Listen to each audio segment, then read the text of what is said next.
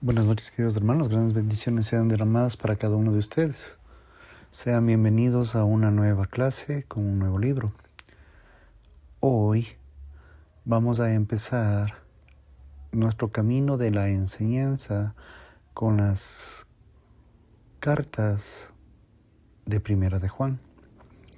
Tenga la bondad, el título de la enseñanza se llama Una vida como ninguna otra, Jesús el Verbo encarnado, que está en Primera de Juan, capítulo 1, de los versículos del 1 al 4.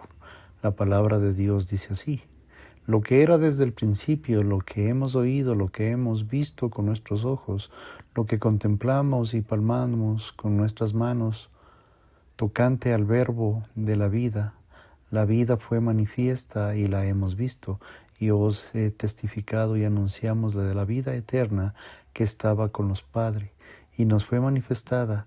Lo que hemos visto y oído, lo anunciamos también a vosotros, para que vosotros también tengáis comunión con nosotros. Y nuestra comunión es con el Padre y con su Hijo Jesucristo. Estas cosas os escribimos nosotros para que nuestro gozo sea completo. La idea principal en los versículos del 1 al 4 es la siguiente: Jesucristo es el Dios hombre, el único fundamento de la verdadera comunión cristiana, de la vida eterna.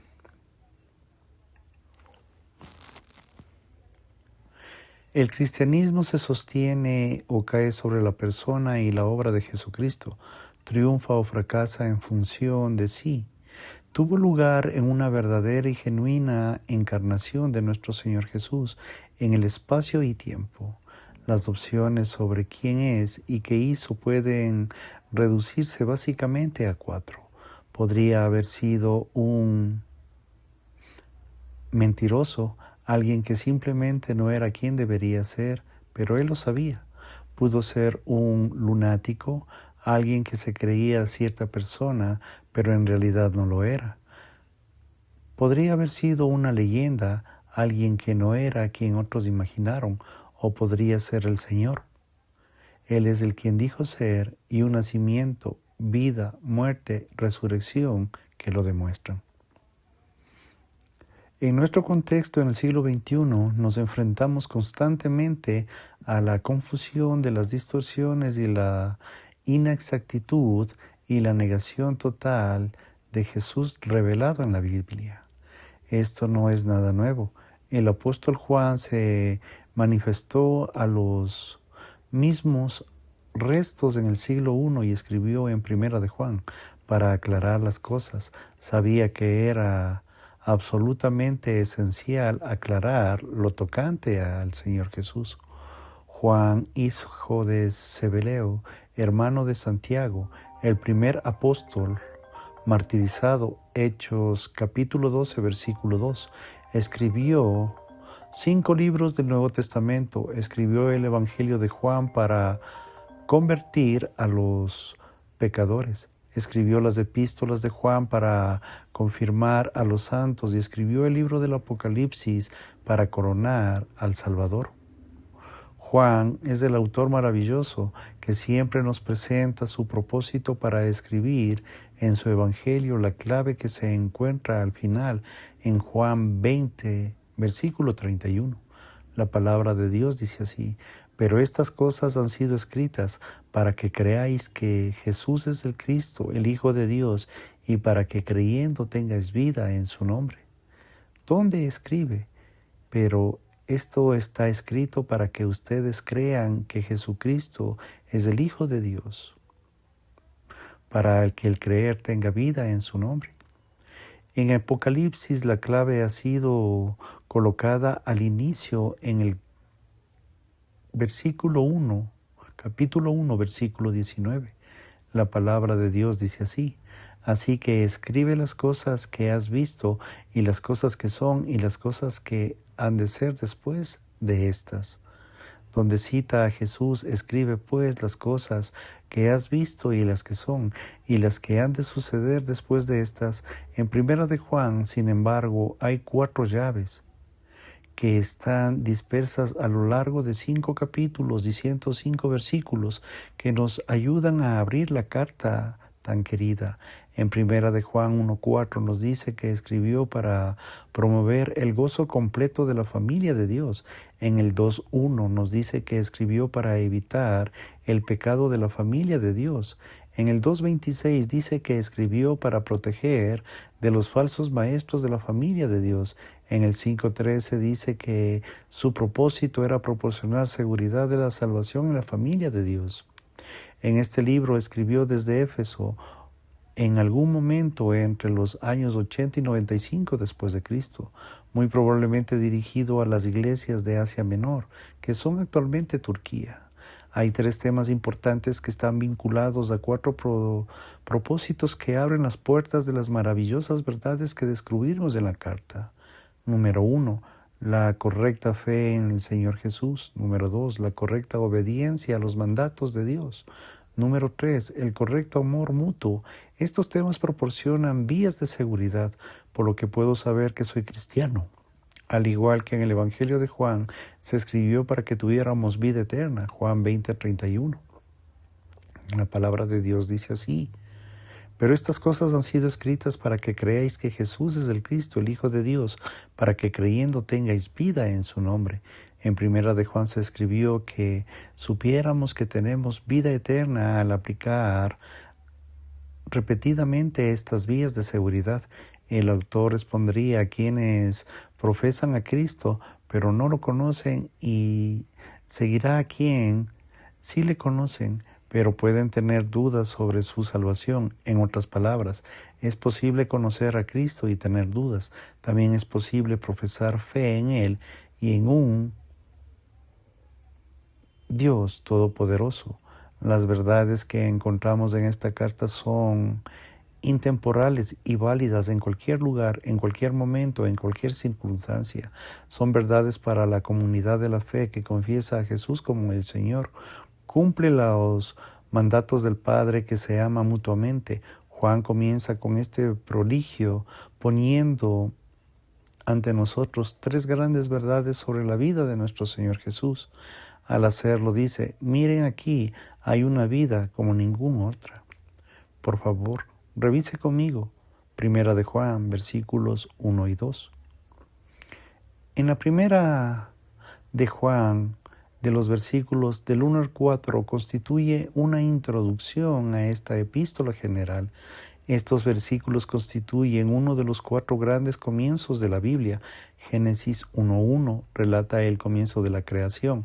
Mateo 1:1 relata el comienzo del Evangelio de nuestro Señor Jesucristo, el Hijo de Dios. En Juan 1:1 revela el Verbo, que es Dios y que estaba allí desde el principio y está aquí. En Primera de Juan 1:1 el autor revela al Hijo encarnado que se hizo hombre en la persona de Jesús de Nazaret. Juan quiere que conozcamos perfectamente a este Verbo de vida que invadió el espacio y el tiempo y que hace posible que tengamos comunión e intimidad eterna con el único Dios verdadero. Versículo 3. Se dirige a la atención sobre las verdades importantes y relativas sobre la vida de nuestro Señor Jesús, que hace diferente a cualquier otra. Él es divino. Jesucristo, Hijo, versículo 3, es lo que era desde el principio en el versículo 1, y es la vida eterna que estaba con el Padre, versículo 2. Jesucristo es el Hijo del Padre, versículo 3. Siempre ha existido eternamente con Él como Dios. Nunca ha habido un tiempo en el que el Hijo no estuviera. Nunca. Él era antes del principio. Él es el principio desde el principio. Esto es lo que creía Juan. Esto es lo que el Señor Jesús enseñó de sí mismo y declaró audazmente en Juan 8, versículo 58. Ciertamente les aseguro de que antes que Abraham naciera, yo soy. Indicaba que Él es Dios en Éxodo 3:14. La palabra de Dios dice así: Dios dijo a Moisés: yo soy el que soy, y añadió: así dirás a los hijos de Israel: yo soy el que me ha enviado a vosotros. En Juan 10:30 dijo, el Padre y yo somos uno. En Juan 14:9 dijo a Felipe, el que me ha visto a mí, ha visto a mi Padre. Está claro que el Señor Jesús es Dios. Y Juan confesó lo mismo. Esta vida es la propia existencia de una deidad no disminuida, nunca hecha carne en Jesús de Nazaret. Nunca hubo un tiempo en el que el Hijo no existiera y nunca lo habrá. B. Él es humano. Ahora Juan, como apóstol, amigo del Señor Jesús, presenta una rica defensa de la humanidad real y genuina del Hijo. Hablaba con alguien que fue testigo, ocular de todo lo que dijo e hizo. No se trata de un testimonio a oídas ni de un relato de segunda mano. El apóstol presenta una narración como testigo ocular, como la que presenta y se ha llamado el obstáculo de la encarnación. Juan dice 4 cosas sobre el verbo de la vida. Número 1, leemos con nuestros oídos. Juan lo repite en el versículo 3 para enfatizarlo. Número 2, lo vimos con nuestros ojos. El apóstol dice esto 3 veces en el principio de los 3 versículos. Además, la frase lo hace hemos contemplado señala que hubo una contemplación internacional, interna y continua de este hombre llamado Jesús. Durante 3 años observamos todos sus movimientos.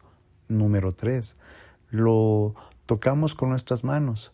Era un ser humano de carne y hueso, no era un fantasma. Número 4, damos testimonio y aclaramos, ambos en tiempo presente, como testigos oculares de buena fe.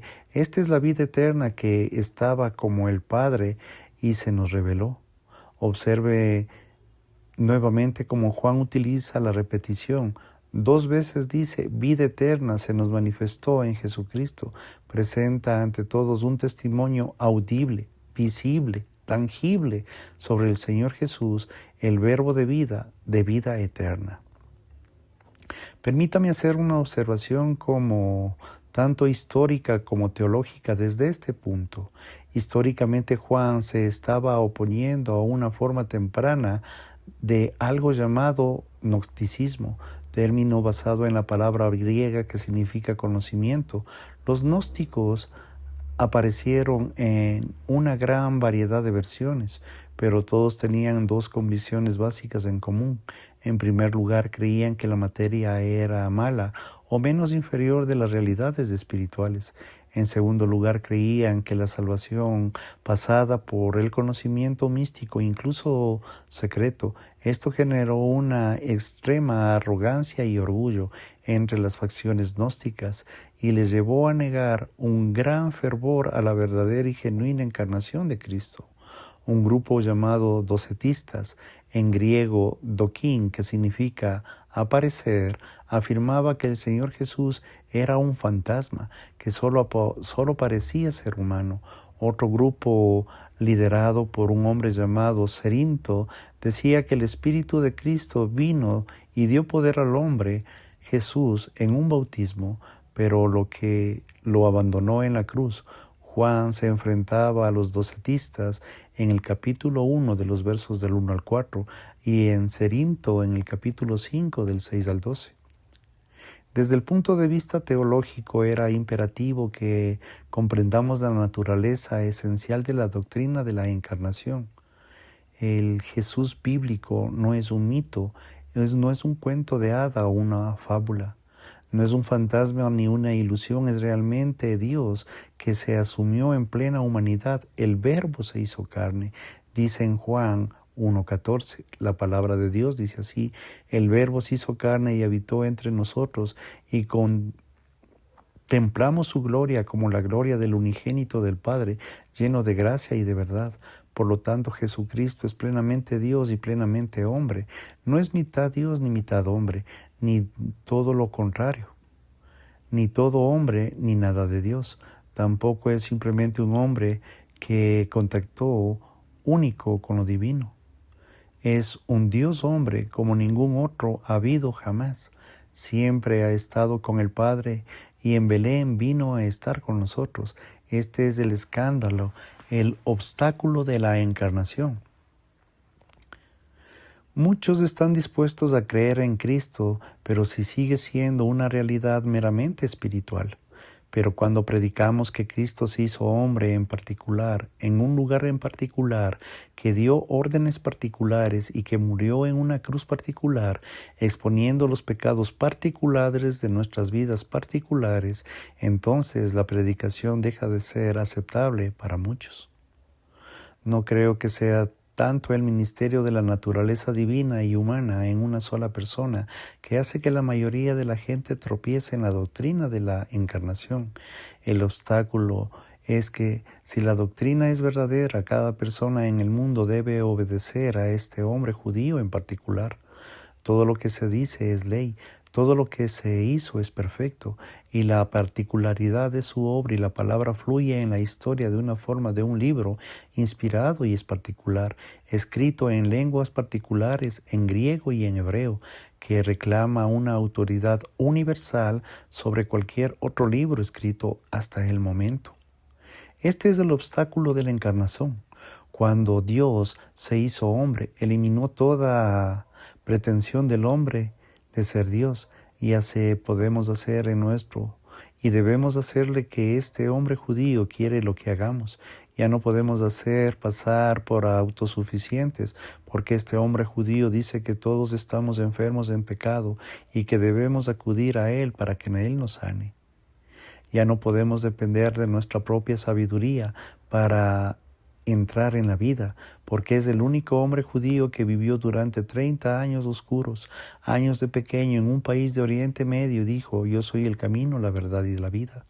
Cuando Dios hace hombre, el hombre deja de ser a la medida de todas las cosas, y este hombre en particular es el Señor Jesús. Se convierte en la medida de todas las cosas. Por esto es simplemente intolerable para el corazón rebelde de los hombres y mujeres. La encarnación es una abolición de la Carta de los Derechos Humanos escrita por Adán y Eva en el jardín del Edén. Es un totalitario, es autoritario, imperialismo, un despósito, una usurpación, un absolutismo que se quiere ser, que es Él. Y simplemente es Dios que cumple su labor con amor de amarnos el primero. Benjamin Franklin exhibe perfectamente esta aversión de la realidad histórica del Dios hombre en una carta fechada del 9 de marzo de 1790 y dijo: en cuanto a Jesús de Nazaret, creo que el sistema moral de su religión, tal como nos las dejó, son de los mejores que el mundo haya visto y puede ver. Pero me parece que ha recibido varias alteraciones y tengo la mayoría de los disidentes actuales en Inglaterra algunas dudas sobre su divinidad, aunque en una cuestión sobre que no dogmatizó, ya que nunca se la ha estudiado, y creo que es necesario ocuparse de ella ahora. Por el contrario, nunca es inútil ocuparse de Jesús si Él es quien quiere ser. Esa identidad no cambia todo.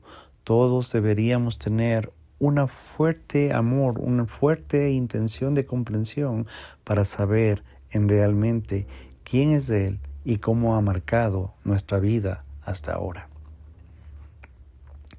En Juan capítulo 1, versículo 3, el impacto que nuestro Señor Jesús en sus seguidores no puede ser expresada con palabras. Fueron cambios de manera radical y realmente transformó el mundo.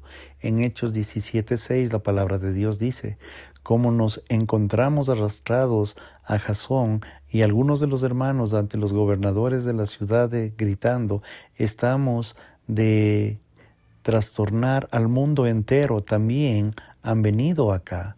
El impacto de la vida del Señor Jesús, esta vida como ninguna otra, les obliga y ha llegado a Él en su evangelio a las naciones. Simplemente creyeron que deberían hacerlo. No tenían otra opción de lo que habían experimentado en cualquiera que otros experimentan también. Debemos nosotros invitar al mundo a nuestra comunión. En el verso número 3 comienza con la frase: lo que hemos visto y oído, Como hemos encontrado las señales antes, ver, se destaca que cada uno de los tres principios del versículo. Curiosamente, el verbo principal del prólogo no aparece sino hasta ahora, la palabra anunciar, la cual también significa proclamar.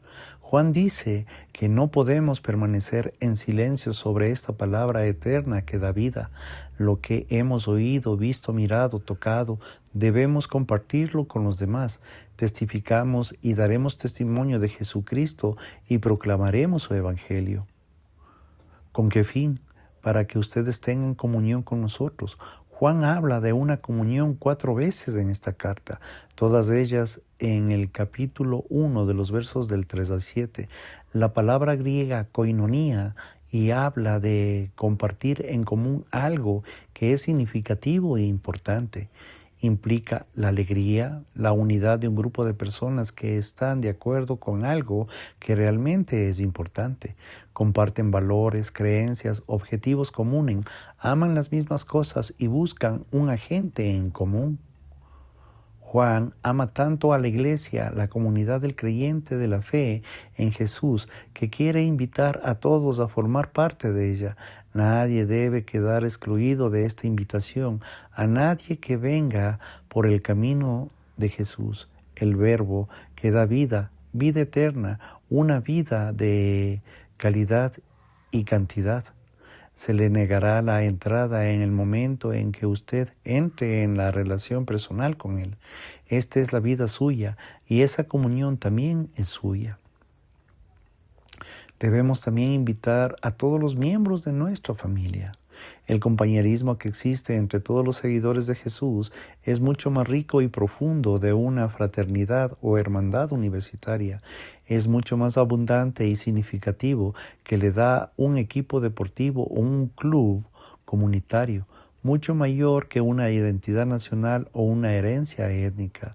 Es una comunión en familia que trasciende todas y cada una de las barreras artificiales que han afligido a la raza humana desde la caída, por medio de la encarnación y su perfecto sacrificio expiatorio. Ahora somos una familia en común en el Padre y con su Hijo, el Señor Jesucristo. Cuando el Señor Jesús se convierte en nuestro Salvador, Dios se convierte en nuestro Padre. Es todo lo que es y se demuestra en estos versículos. De esta manera, Juan escribía: todo aquel que niega al Hijo tampoco tiene al Padre. El que confiesa al Hijo tiene también al Padre. A diferencia de cualquier otra religión del mundo, el cristianismo nos lleva a la relación íntima con un Dios. No es al Salvador ni el Padre, es el mismo. Es el perfecto Salvador, es el perfecto Padre Celestial. Y adicionalmente usted también adquiere hermanos y hermanas, toda una nación, tribu, pueblo y lengua. Apocalipsis 7:9. Los cristianos nunca debemos olvidar que tenemos más en común con un cristiano chino, una hermana africana, un hermano sudamericano, que con un vecino de lado que no conoce a Cristo. Tampoco debemos olvidar que esta vida eterna que se nos ha transformado es lo que debemos proclamar a nuestro prójimo aquí, entre las naciones, de modo que se conviertan y sean parte de nuestra familia. Queremos hacerlas más grandes y que sean más constantes. Estamos disfrutando cada uno de nosotros de esta nueva vida. En Primera de Juan, en el capítulo 1 y en el versículo 4 dice: Dios es glorificado en nosotros cuando encontramos nuestra alegría en Él. Una teología común, un Salvador común, un Padre común, una experiencia común, un gozo que unen a todos los que han llegado a conocer la vida que se parece de ninguna otra, la vida con el Señor Jesús, el Verbo encarnado. Estas bendiciones comunes que tejen un lado un tapiz a lo largo de Primera de Juan se ponen en relieve en las 4 claves que hemos señalado antes. Estas claves nos introduce para descifrar y estar escribiendo lo que está escrito, estas cosas. ¿Cómo podemos disfrutar de tales bendiciones? Promoviendo una alegría en el versículo número 4. Juan escribió la carta para el gozo que sea completo, no parcial, sino completo y total. Todo lo que podríamos desear y necesitar, Juan hace eco en las palabras que escribió el Señor Jesús. Estas cosas les he hablado para que mi gozo esté en ustedes y su gozo sea completo. Juan capítulo 15, verso 11. Y hasta ahora, nada han pedido en mi nombre, pidan y recibirán para que su alegría venga a ser cumplida. Juan 16, 24. Tenemos plenitud de gozo en nuestra vida compartida con el Señor Jesús. Esta plenitud es nuestra a través de la amistad y con los demás y con Dios, quien ahora es nuestro Padre. Y todo esto es posible gracias al Evangelio de nuestro Señor Jesucristo, el Hijo de Dios.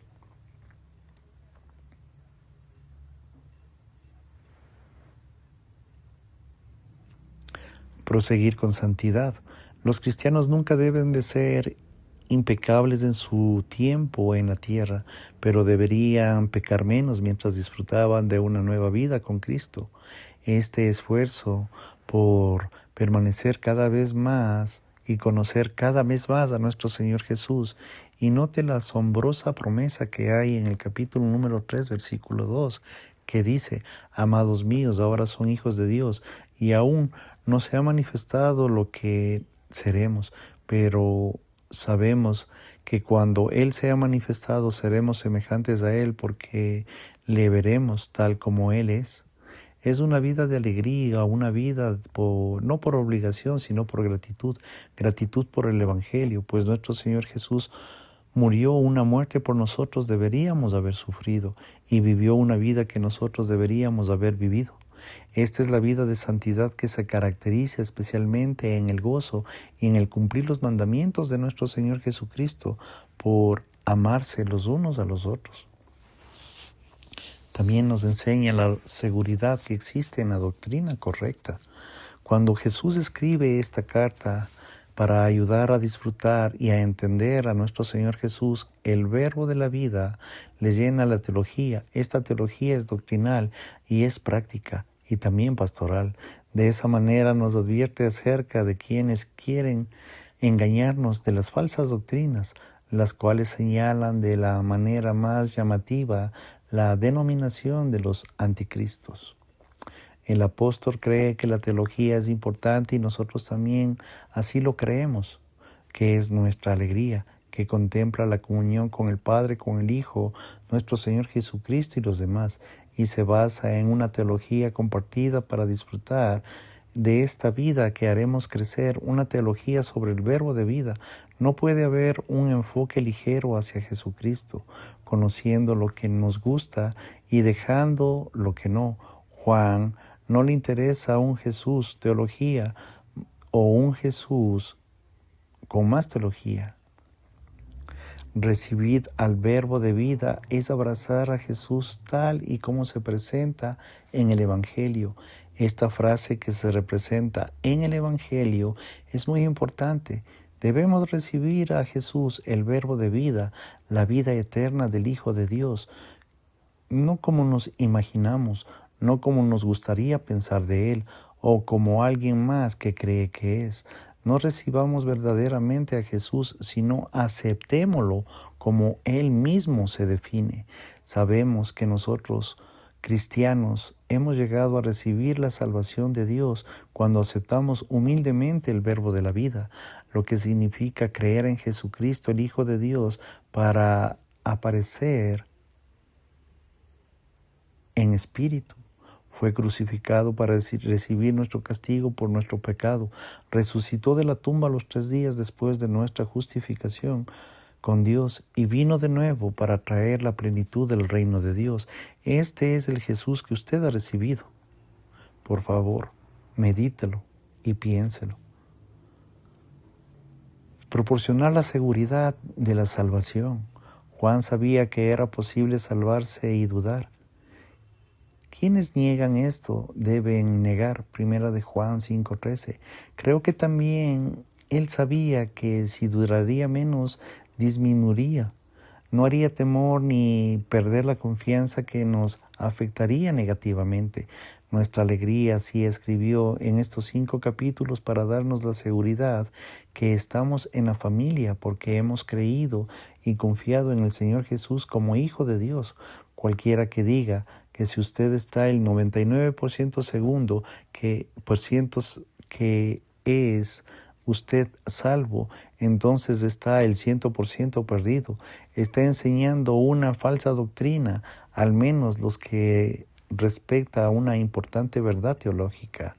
No obstante, Juan no quiere que nos preguntemos si somos salvos, quiere que tengamos la seguridad que lo somos. Ante todo, debemos mirar a nuestro Señor Jesucristo y creer, debemos mirar a la cruz y confiar, y luego debemos examinar nuestra obediencia y nuestros afectos. Estas son las guías de seguridad que encontramos en cada pasaje de Primera de Juan.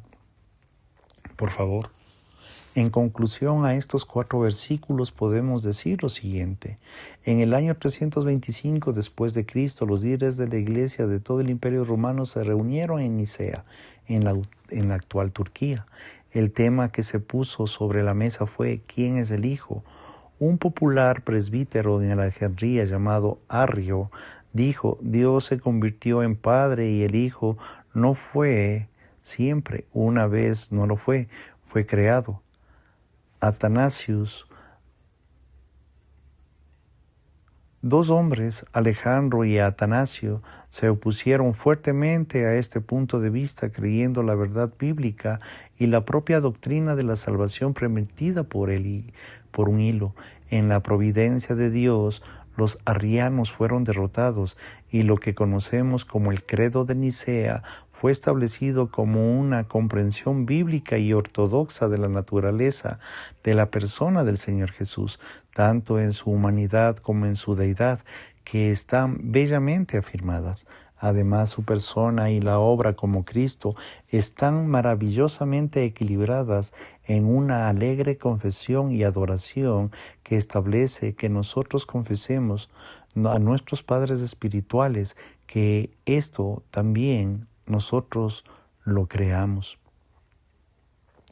Un fragmento del Credo de Nicea dice así: creo en un solo Dios, Padre Todopoderoso, Creador del cielo, de la tierra y de todas las cosas visibles e invisibles, y en el Señor Jesús, Hijo unigénito de Dios, engendrado por el Padre antes de todos los mundos, Dios de Dios, luz de luz, Dios mismo de Dios mismo, engendrado, no hecho, siendo en una sola sustancia con el Padre, porque quien todas las cosas fueron hechas, en cual por nosotros los hombres y por nuestra salvación, bajo el cielo encarnado y en el Espíritu Santo y en la Virgen María, se hizo hombre y también fue crucificado por nosotros bajo Poncio Pilato.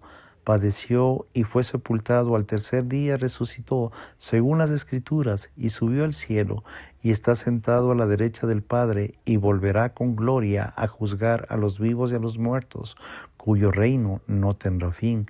Y creo en el Espíritu Santo, Señor y dador de vida, que procede del Padre, del Hijo, como del Padre y del Hijo juntos, es adorado y glorificado, que habló por los profetas.